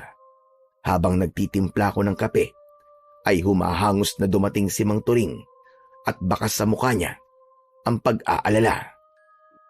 "Oh, Mang Turing, aba, ang aga niyo naman po yatang pumunta rito. Magsasanay na po ba tayo? Pwede bang patapusin niyo muna kami ni Bitoy na mag-almusal?" Mukhang may problema tayo. Si Ruben, pinatawag niya ang lahat ng mga tao at pinapunta niya sa plaza. Ang sabi niya ay meron siyang sasabihin tungkol kay Edward. Akala ko naman kung ano na. Malamang sisiraan na naman nun ang kakambal ko. Hayaan niyo siya. Wala namang maniniwala sa kanya dahil mas may tiwala ang mga tao kay Edward kaysa sa kanya. Kinakabahan ako, Edwin. May kutob ako na baka alam na ni Ruben na nagpapanggap kang ikaw si Edward. Sandali akong natigilan. Bumalik sa alaala ko yung nangyari kahapon habang nasa puntod ako ni Edward. Nanlamig ako at nagkaroon ako ng hinala na baka si Ruben yung lumikha ng ingay na narinig ko habang nandoon ako. Baka nakapagtago lang siya kaya hindi ko kagad siya nakita. Nagmamadali akong tumakbo papunta sa plaza habang nakasunod sa akin si Mang Turing. Panay ang dasal ko na sana ay mali ang mga sinabi sa akin ni Mang Turing, pero hindi ko maalis sa aking isipan na malaki ang posibilidad na alam na ni Ruben ang katotohanan. Pagdating namin sa plaza ay napakaraming tao na ang naroroon. Nasa unahan si Ruben at ngumisi siya nang makita niya ako. Hinawi ko ang mga tao para makalapit kay Ruben. Pero nang malapit na ako sa kanya, ay doon na siya nagsimulang magsalita. Napahinto ako sa paglapit kay Ruben. Mga kababaryo, alam kong ikalulungkot niyong lahat ang aking sasabihin. Pero karapatan ninyong malaman ang katotohanan. Kahapon, nakita ko si Edward na nagtungo sa gubat ng mag-isa. Nagtaka ako dahil hindi naman siya nagpupunta roon, lalo na kung umaga. Sinundan ko siya at isang katotohanan ang talagang gumimbal sa akin. Tumigil ka na, Ruben! Bakit mo ako pinapatigil, Mang Turing? Kasabwat ka ba ni Edward sa panluloko niya sa amin lahat? Baka mas tamang sabihin na, Edwin, tama po ang inyong narinig. Ang Edward na kasama natin ngayon na nandito sa plaza ay hindi ang totoong Edward. Siya ay walang iba kundi si Edwin, ang kakambal ni Edward na umalis doon at nagpakalayo-layo. Dahil ang totoong Edward ay patay na. Namatay siya nung huling beses siya sumalakay sa kuta ng mga aswang. Kasinungalingan yan, Ruben. Huwag po kayo maniniwala sa sinasabi niya. Nagsisinungaling lang siya para siraan ako. Maniwala kayo. Ako si Edward. Hinahamon mo ba ako na patunayan sa lahat na nagsasabi ako na totoo? Baka gusto mong hukayin namin ang libingan ni Edward sa gubat para makita namin ang naaagnas ng bangkay doon. Tumiim ang bagang ko habang matalim na nakatingin kay Ruben. Nagsimulang magbulungan ang mga tao sa paligid ko. Lahat ay nakatingin sa akin na para bang pilit nilang inaalam kung ako ba talaga si Edward o hindi. O ano? Bakit bigla kang tumahimik? Nakokonsensya ka na ba sa ginagawa mong panloloko sa aming lahat, ha, Edwin? O baka naman nag-iisip ka ng panibagong palusot? Sige, magpalusot ka pa. Panindigan mo ang mga kasinungalingan mo. Kung itatanggi mo pa rin ang katotohanan at palalabasin mo na ako sinungaling, ay mas mabuti pang hukay na namin ngayon ang libingan ni Edward para magkaalaman na. Tama na. Hindi ako papayag na gawin niyo yan. Huwag niyong babastusin ang libingan ng kakambal ko. Mga kababayan, narinig niyo naman po siguro sinabi ni Edwin. Sa bibig niya na rin mismo nang galing na patay na talaga si Edward at nagpapanggap siya bilang si Edward. Malamang, sabik din sa pagiging sikat itong si Edwin kaya ninakaw niya ang katauhan ng kakambal niya. Kung niloloko tayo noon ni Edward na kaya niyang ubusin ang mga aswang, ay mas niloloko tayo ngayon ng Edwin na to dahil wala naman siyang kakayahan na makipaglaban sa mga aswang. Hindi totoo yan. Oo, nagpanggap akong ako ang kakambal kong si Edward dahil yun ang huling habilin niya kay Manturing bago siya namatay. Maganda ang layunin ng kapatid ko kung bakit gusto niyang gawin ko yun. Ayaw niyang mawala ang pag-asa ng mga tao rito na makakalaya pa kayo sa takot sa mga aswang. Alam niya na siya lang ang inaasahan ng lahat pagdating sa pakikipaglaban sa mga aswang. Kahit ano sabihin mo, ay wala nang maniniwala sa'yo.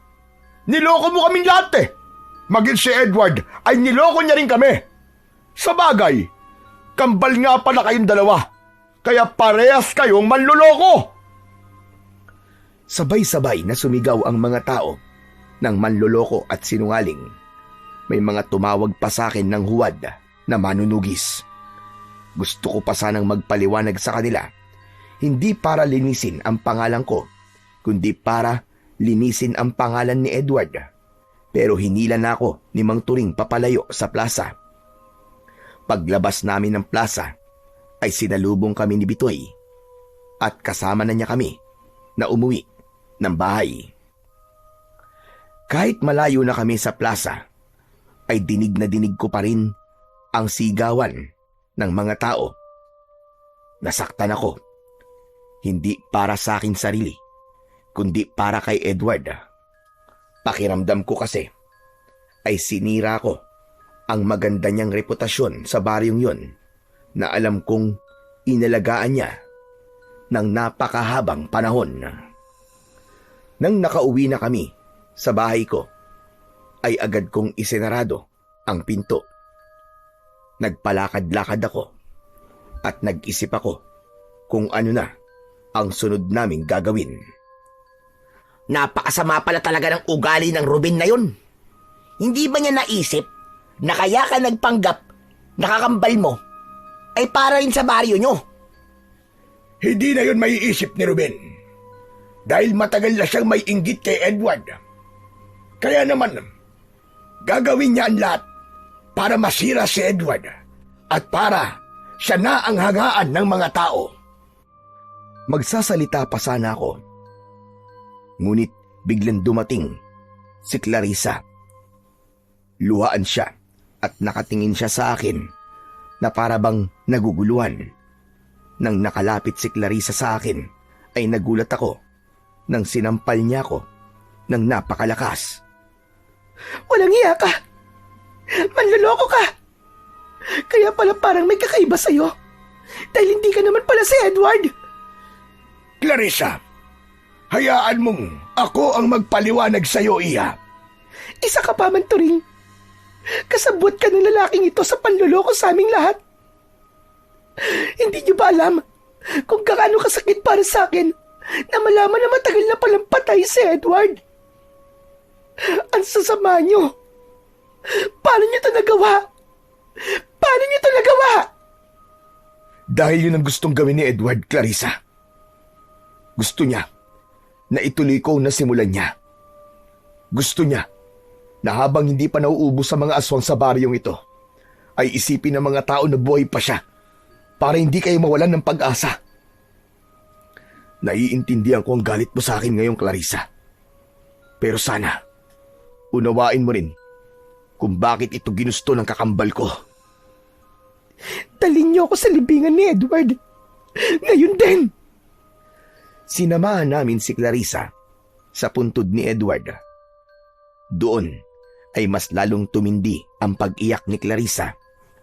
Hinayaan lang namin siya na ilabas ang lahat ng kanyang emosyon dahil mas makakabuti yun sa kanya. Matagal bago kumalma si Clarissa at medyo nag-alala na ako sa kanya dahil buntis siya. Sa awa ng Diyos ay kumalma na siya makalipas ang ilang sandali. Humarap siya sa amin habang namumugto ang kanyang mga mata. Naniniwala ako sa mga sinabi niyo. Pasensya na kayo sa mga nasabi ko kanina. Dahil nadala lang ako ng aking emosyon. Hindi lang kasi ako makapaniwala nang malaman kong matagal na palang patay si Edward. Naiintindihan ka namin, Clarissa. Pero wag ka naman sanang magalit kay Edwin. Dahil si Edward ang may ideya na magpanggap si Edwin na nobyo mo.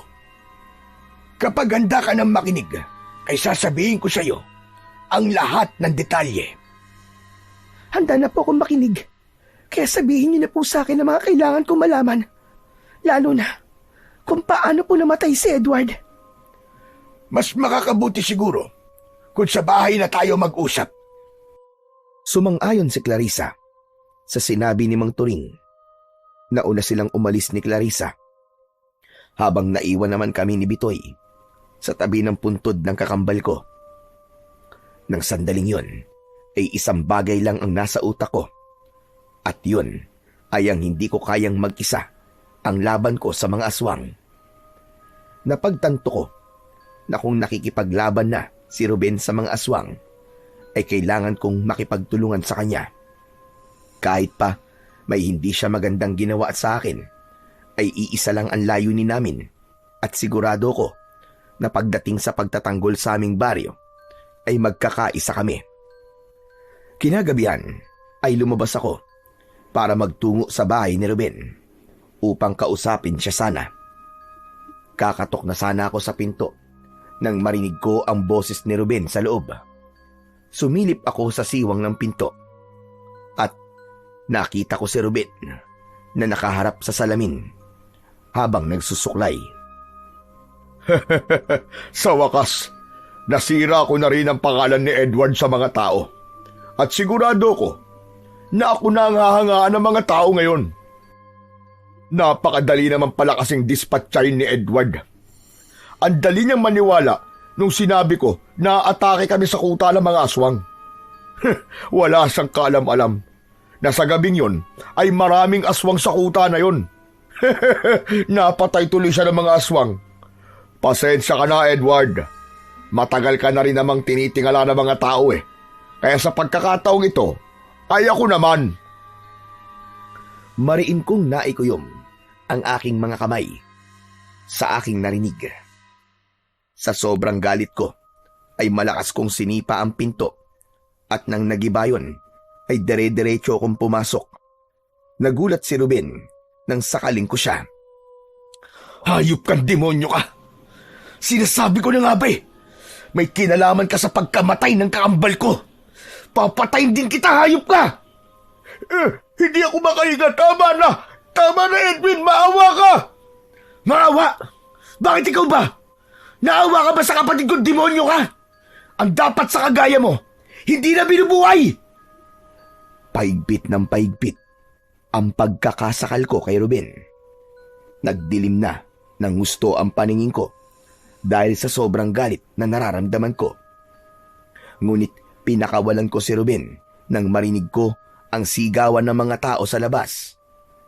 Nagmamadali akong lumabas at nagimbal ako nang makita ko ang mga aswang na sumasalakay sa mga bahay.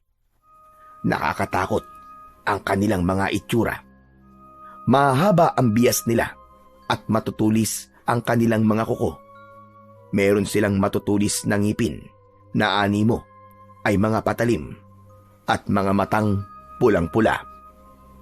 Mabilis akong tumakbo pabalik sa bahay. Inuha ko ang 2 itak at siniksik sa likod ng pantalon ko at isiniksik ko naman ang baril ko sa gilid. Nang lumabas ako ay nakita ko si Manturing na nakikipaglaban na sa mga aswang gamit ang itak. Edwin, mabuti na lamang at dumating ka na. Nandito na mga aswang. Oras na para ipakita mo sa lahat na kahit hindi ikaw si Edward, ay kaya mo pa rin maging tagapagtanggol ng ating baryo. Mabilis akong tumango sa sinabing yun ni Mang Turing.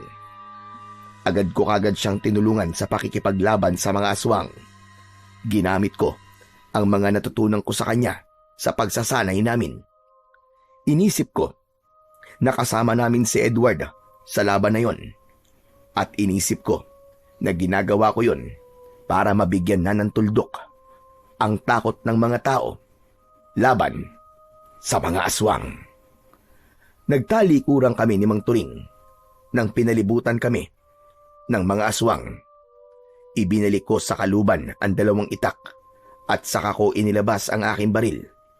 Isa-isa kong pinaputukan ang mga aswang at sinigurado ko na sa ulo ko sila tinatamaan upang masiguro ko ang kanilang kamatayan. Nang sabay-sabay na umatake sa amin ang mga aswang, ay muli kong inilabas ang aking mga itak. Naramdaman ko ang pagdaloy ng enerhiya ng itak papunta sa aking katawan hanggang sa kahuli-huli ang himaymay ng aking laman. 2 aswang kagad ang sabay kong sinaksak sa kanilang leeg. Lumuhod ako at 2 aswang din ang nilasdas ko ang tiyan at parehas na lumabas ang kanilang mga laman loob at sumambulat ang dugo. Nagpatuloy ang madugong labanan. Ramdam ko na maging si Mang Turing ay walang balak na sumuko kahit alam kong pagod na siya at may katandaan. Punong-puno kami ng determinasyon na tapusin na sa gabing yon ang bangungot na matagal nang bumabalot sa aming baryo. Mas lalo pang lumakas ang loob ko dahil alam ko na kailangan kong patunayan sa lahat ng mga tao na kahit hindi ako ang kakambal kong si Edward, ay kaya ko pa ring maging tagapagtanggol. May mga pagkakataon na nasusugatan ako ng mga aswang. Pero hindi ko yun inintindi. Bagkus, mas lalo ko pang pinaghusay ang aking pakikipaglaban. Hindi ko inalis sa isip ko na nasa tabi ko si Edward at kasabay ko siyang nakikipaglaban sa mga kampon ng kadiliman. Hindi ako makapaniwala nang biglang dumating si Bitoy na may daladala ring itak. Nagsimula na rin siyang tumulong sa pakikipaglaban. Nang makalapit siya sa akin, ay inabot niya ang lalagyan ko ng mga bala. Bitoy, umalis ka na rito! Baka mapano ka pa! Hindi ko kayang panoorin ka na lang, bossing. Maraming beses mo na akong tinulungan, kaya dapat lang kitang tulungan sa pagkakataong ito. Patay na akong patay! Anak nang, ang tigas talaga ng ulo mo. Bala ka na nga sa buhay mo. Pero salamat. Huwag ka mamamatay, ha. Pag namatay ka, papatayin kita. Nye! Mabilis ko nilagyan ng mga bala ang aking baril. Ginamit ko yon upang barilin ang mga aswang na nasa malayo at hindi abot ng aking itak. Makalipas ang halos 1 oras, ay doon ko lang napansin ang dami ng mga aswang na napatay namin. Nakabulagta ang mga aswang na duguan at puno ng sugat mula sa aming mga itak. Hanggang sa iilang aswang na lamang ang natitirang buhay. Tila nakaramdam na sila ng takot, kaya umatras na sila at tumakbo ng mabilis papalayo. Hoy, ano? Bumalik kayo rito! Hindi pa ako tapos sa inyo! Tatagtadin ko kayo ng pinong-pino! Gagawin ko kayong bobbies! Tama na, Bitoy, tama na. Umalis na nga eh. Pababalikin mo pa? Kaya hindi pa natin sila nauubos eh. Baka mamaya bumalik pa mga damuhong yun dito eh. Sa tingin ko, hindi na maglalakas ng loob na bumalik ang mga yon. Alam kong nakita at naramdaman nila na hindi nila tayo kaya. Isa pa, kakaunti na sila. Wala nang laban ng bilang nila sa atin, kahit 3 lang tayo. Napansin ko ang mga taong unti-unting lumalabas sa kani-kanilang bahay. Nakatingin sila sa amin na para bang hindi sila makapaniwala sa aming nagawa. Hanggang sa kinausap ni Mang Turing ang mga tao. Mga kababaryo, nakita niyo naman siguro ang ginawa ni Edwin para lamang maprotektahan kayong lahat. Siguro naman ay hindi niyo naiisipin na hindi niya kayang makipaglaban sa mga aswang dahil hindi siya si Edward. Tandaan niyo, lahat tayo ay maaaring maging bayani ng ating baryo kung meron tayong lakas ng loob at tapang na labanan ng kasamaan. Siguro naman mga kababaryo ay naiintindihan niyo na rin kung bakit ginusto ni Edward na wag agad ipaalam sa inyo ang kanyang kamatayan. Huwag kayong mag-alala. Hindi ako galit sa inyo. Naiintindihan ko kung bakit niyo ko sinabihang sinungaling at manluloko. Pero sana ay huwag niyong kakalimutan ang mga nagawa ni Edward para sa inyo sa loob ng napakahabang panahon. Huwag niyo sanang hayaang maburaan lahat ng pagsasakripisyo niya nang dahil lang sa isang pagsisinungaling. Sana ay maalala niyo siya bilang isang bayani na ibinuwis ang kanyang buhay para sa inyong lahat. Walang kahit isa ang nagsalita. May ilan na napayuko at tila nahihiyang tumingin sa amin. Tumingala ako sa langit at isang matamis na ngiti ang kumawala sa aking labi. Umasa ako na sana ay nakita ni Edward ang lahat ng nangyari sa gabing yon at sana ay masaya na siya sa kung saang lugar man siya naroroon. Matapos ang gabing yon ay naglaho si Ruben na parang bula. Malakas ang hinala ko na nahiya na siyang magpakita sa baryo namin matapos kong malaman na may kinalaman pala siya sa pagkamatay ng kakambal kong si Edward. Bago kami bumalik ni Bitoy sa Maynila, ay lumapit sa akin ang mga taga-baryo at humingi sila ng tawad sa mga naging pagdududa at galit nila noon sa akin. Magaan ang pakiramdam ko habang paalis dahil alam kong tapos na ang gulo at wala na akong dinadalang bigat sa aking dibdib. Kapag nagkakaroon ako ng pagkakataon, ay bumabalik ako sa baryo namin para kumustahin ang lahat. Natutuwa ako tuwing sinasabi sa akin ni Mang Turing na wala ng pag-atake ng mga aswang mula nung gabing nakipaglaban kami sa mga aswang. Ilang buwan ang lumipas at nanganak na si Clarissa at bilang pag-alala kay Edward ay nagbibigay ako ng pinansyal na tulong para sa aking pamangkin. Sa lahat ng nangyari, natutunan kong pahalagahan ang oras kasama ang mga mahal ko sa buhay dahil hindi ko alam kung kailan sila mawawala. Natutunan ko rin na lahat ng hangarin ko sa buhay ay matutupad basta't malinis ang aking intensyon at para sa kabutihan ang aking ginagawa.